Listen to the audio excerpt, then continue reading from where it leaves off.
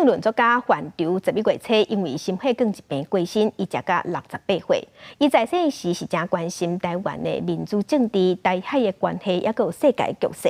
伊嘛提倡以台湾做主体的台湾学。昨昏有一场对属伊的茶会，伊的真侪好朋友拢有到位。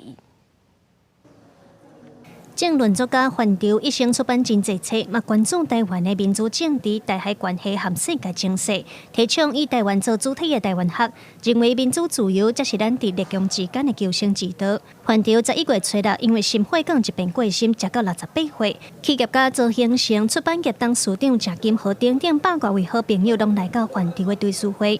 就像范教授先说的，台湾就是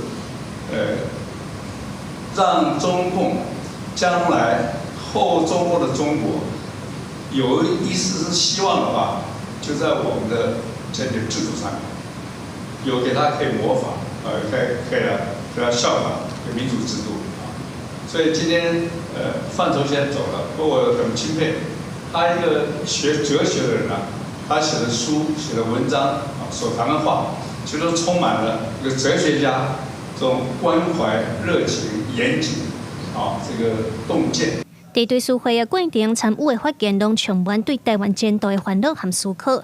追思会主办单位之一的周刊发言人刘永红，伊讲11月初要搁咧和范潮食饭讨论国内的大选情势，想要到无几日啊，人就走啊。伊嘛希望台湾会当走向范潮理想的现代公民社会，建构一个现代公民社会，追求自主幸福，保卫自己国家。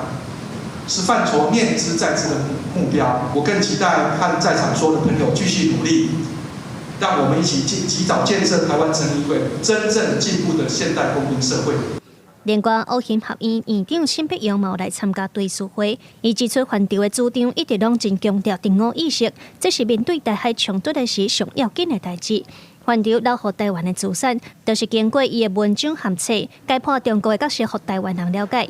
伊嘛认为台湾的民主自由是咱的骄傲。记者卢尚如、曾顺尧台北报道。